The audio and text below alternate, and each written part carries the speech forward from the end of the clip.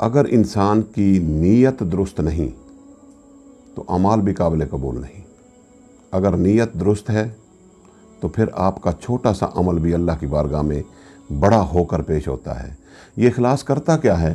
یہ یہی کچھ کرتا ہے کہ آپ کی چھوٹی سی عبادت کو اگر خلوص والی ہے، اگر اخلاص والی ہے، اگر صرف اللہ کے لیے ہے، آپ کی نیت میں سچائی ہے، تو آپ کی چھوٹی سی عبادت کو اللہ رب العزت کی بارگاہ میں بڑھا کر پیش کرتا ہے، کئی گنا بڑھا کر پیش کرتا ہے. اب اس کی میں ایک اور مثال دے دوں. حضرت نظام الدین اولیاء رحمۃ اللہ تعالی علیہ کے پاس ایک شخص بیعت کرنے کے لیے آیا اور اس کے ذہن میں یہ تھا کہ اللہ کا ولی کوئی جھونپڑی میں بیٹھا ہوگا، بال اس کے گرد آلود ہوں گے، کپڑے اس کے پھٹے ہوئے ہوں گے. اس کا وہ ذہن یہ لے کر آیا تھا کہ اس قسم کے ہوتے ہیں ولی. لیکن جب حضرت نظام الدین اولیاء رحمۃ اللہ تعالی علیہ کی بارگاہ میں آیا تو دیکھا کہ بڑا عالی شان حجرہ ہے آپ کا، بہترین عالی شان، اور زرق برق آپ کا لباس ہے، اور جو امامہ شریف ہے آپ کا اس پر 70,000 دینار کا ہیرا لگا ہوا ہے. اب اس نے آ کے دیکھا کہ یار یہ کس قسم کے پیر ہیں؟ ہم نے تو یہ سنا تھا کہ پیروں کے بال گردآلود ہوتے ہیں، کپڑے پھٹے ہوئے ہوتے ہیں، اور ایسا حال ہوتا ہے جیسے فقیروں کا حال ہوتا ہو. اس کے ایک اپنے ذہن کی ایک وہ تھی، اس کے ذہن میں کانسیپٹ اس کا یہ تھا اولیاء کے متعلق. اب اس نے دیکھا کہ لوگ مل رہے ہیں، آ رہے ہیں، دعا کرا رہے ہیں، جا رہے ہیں. وہ ایک دفعہ تو اس کی ملاقات حضرت نظام الدین اولیاء رحمۃ اللہ علیہ سے ہوئی، لیکن پھر دوبارہ اس کی ملاقات نہ ہو سکی. اتنے لوگ آ رہے تھے وفد کی صورت میں، دعائیں کراتے چلے جاتے، اپنا مسئلہ مدعا بیان کرتے، حضرت صاحب ان کے لیے دعا فرما دیتے، پھر چلے جاتے. قصہ مختصر کرتے ہوئے اس کو وہ صبح آیا اور شام ہو گئی. اس نے دل سے ارادہ بھی کھرچ دیا کہ یہ تو دنیا دار لوگ ہیں، یہ تو کوئی اللہ کے ولی نہیں. کیونکہ اس کا کانسیپٹ تو یہ تھا کہ جنگل میں بیٹھا ہوگا، جھونپڑی بنا رکھی ہوگی، بال گردآلود ہوں گے، کپڑے پھٹے ہوئے ہوں گے. اس کا تو کانسیپٹ اولیاء کے متعلق یہ تھا. اب وہاں آ کر بالکل ڈیفرنٹ ماجرا دیکھا، حال ہی بالکل ڈیفرنٹ تھا. اب اس نے وہ بیعت کرنے کا جو ارادہ لے کر آیا تھا اس کو ختم کر دیا، نکال دیا، اور نے سوچا کہ بس یہاں سے صبح میں اجازت لے کر چلا جاؤں گا.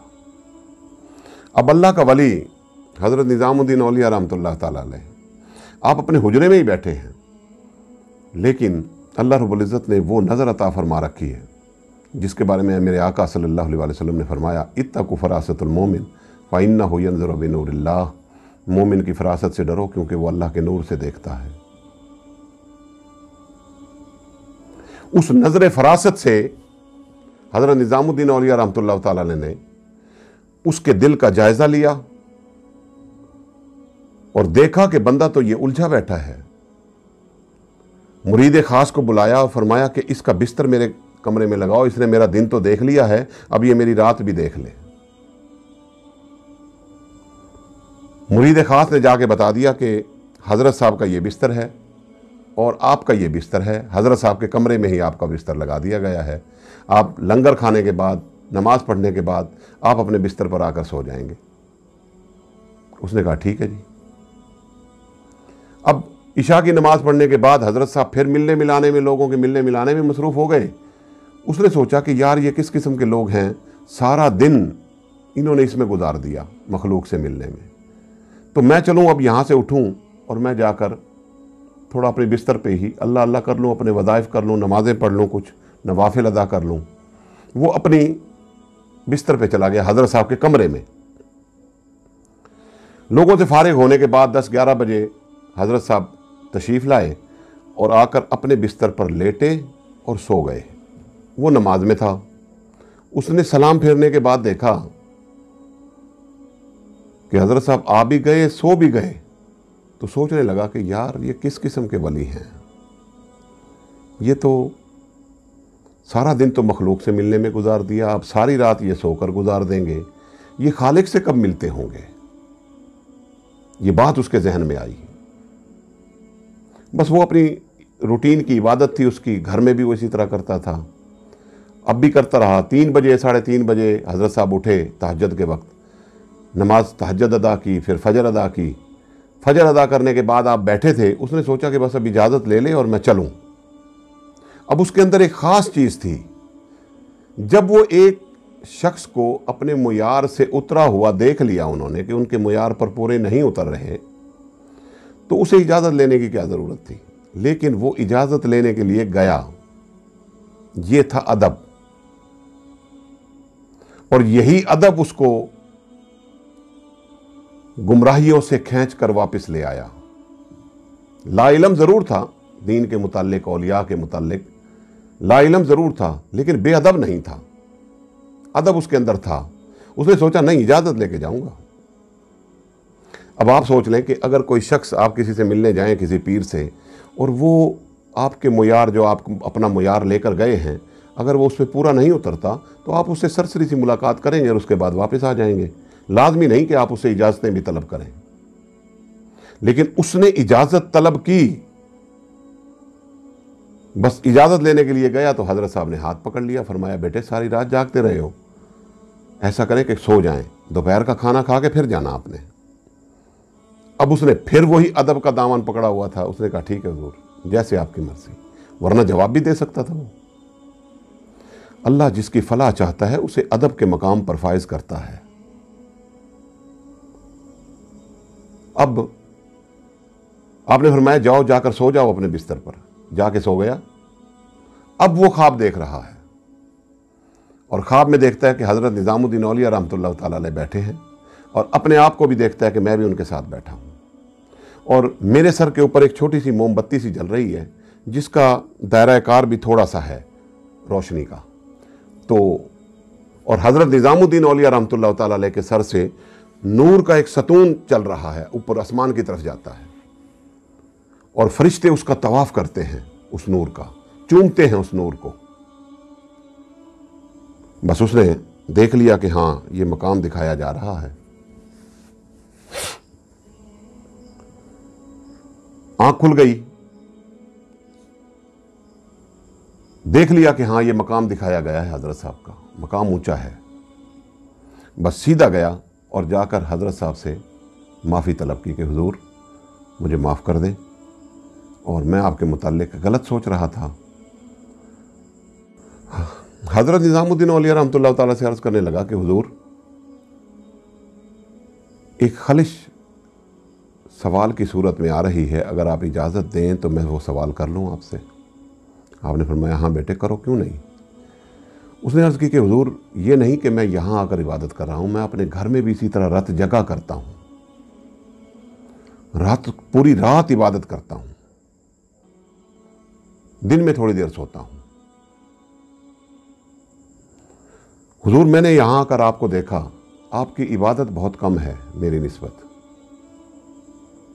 मेरी इबादत यहाँ भी और अपने घर में भी, आम रूटीन में भी आपसे कहीं ज़्यादा है, लेकिन विलायत का ताज आपके सर पे सज रहा है।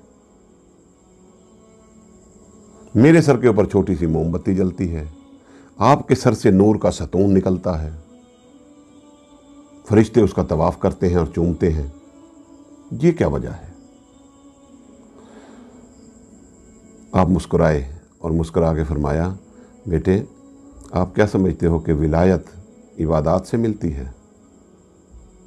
उसने कहा हुजूर हमने तो यही सुना है।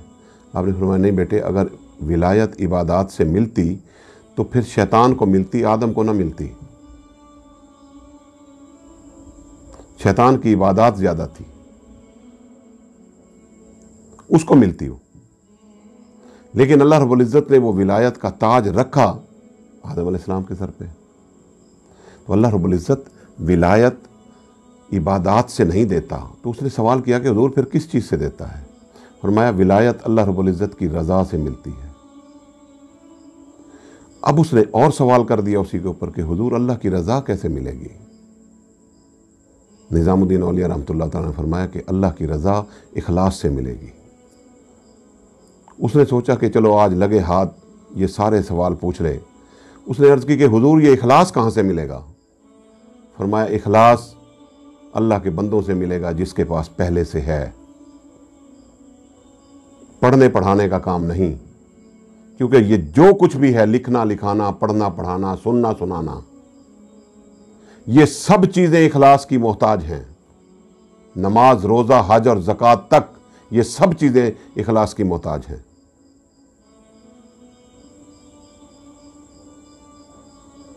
इनसे इखलास नहीं आएगा। इखलास आएगा उस शख्स के पास बैठने से जिसको अल्लाह रब्बुल इज़्ज़त ने ये शय अता फरमाई हुई है। इखलास, लिल्लाहियत, कि जो करना अल्लाह के लिए करना। फिर आपने एक बड़ी बेहतरीन मिसाल उस शख्स को समझाई। फरमाया बेटे एक छोटा सा बच्चा है, मां उसको बिस्तर पे डाल दे तो वो पड़ा है, मां उसको ठंडे फर्श पे डाल दे तब भी वो पड़ा है। मां सिवाय रोने के और वो कुछ नहीं करता। अगर सो भी जाए वहां फर्श पे पड़े हुए या बिस्तर पे पड़े हुए या नंगी चारपाई पर पड़े हुए, तो माँ इधर से आती है काम काज करती हुई तब भी मोहब्बत की नज़र से उसको देखती है, जब उधर से आती है तो तब भी मोहब्बत की नज़र से देखती है, चूमती है। फिर जब वो बच्चा बड़ा हो जाता है, फिर माँ की ममता वो क्यों नहीं रहती जो उस वक्त थी, जो आते जाते चूम रही थी?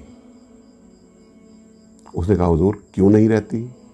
आपने फरमाया इसलिए कि पहले वो माँ की रज़ा में राज़ी था, अब वो माँ की रज़ा में राज़ी नहीं है, अब अपनी चलाता है। उसकी वजह से माँ की मोहब्बत में फ़र्क आ जाता है। बस इसी तरह दोस्तों,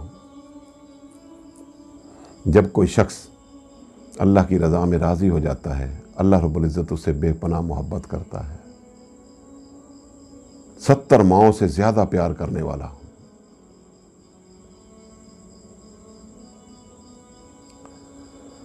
हो। फिर आपने फरमाया कि बेटे आ तुझे एक ऐसी बात ना बता दूं कि तू 2 नफल पढ़ के सो जाए और अल्लाह रब्बुल इज़्ज़त ये लिखे कि ये बंदा सारी रात मेरे हुजूर खड़ा रहा। तू 2 नफल ऐसी हालत में पढ़ के सो, आ मैं तुझे बताता हूं। वो 2 नफल जो पढ़े ऐसी हालत में पढ़ कि अल्लाह रब्बुल इज़्ज़त फरिश्तों को ये फरमाए कि ऐ फरिश्तों इसके नामा अमाल में ये बात लिख दो कि ये सारी रात मेरे हुजूर खड़ा रहा है।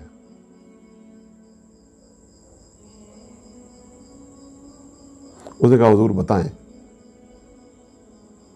ये तो इबादत कम हो रही हैं,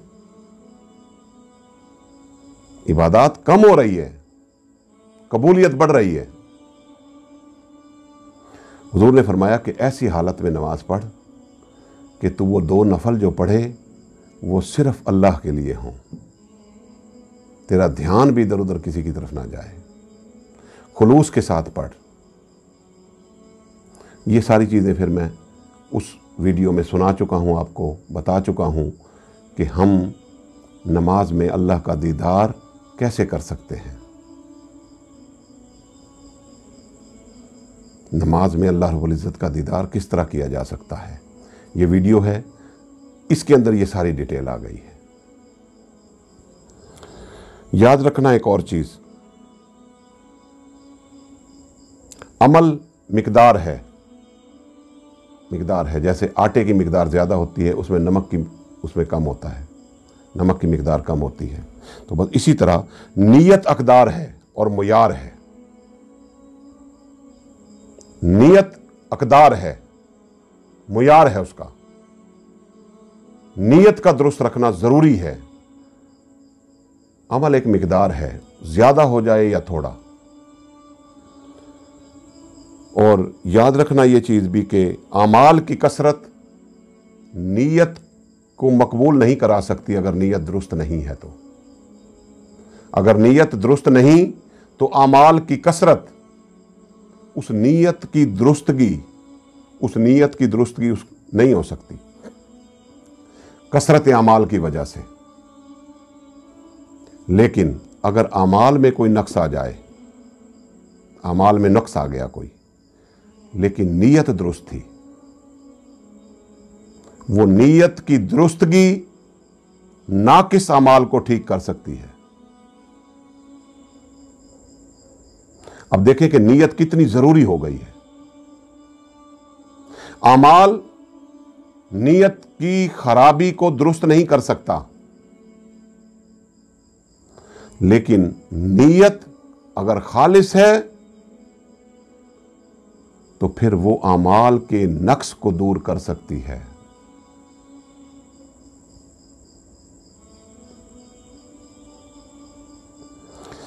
और नीयत एक ऐसी शय है कि जब उसमें खालसियत आ जाती है तो सोने को भी इबादत बना देती है, सोने को इबादत बना देती है। आप सो रहे हैं और अल्लाह रब्बुल इज़्ज़त ये लिखता है कि ये बंदा सो नहीं रहा, बल्कि ये तो मेरे हुजूर खड़ा है, मेरे हुजूर इबादत में है, नवाफिल में है।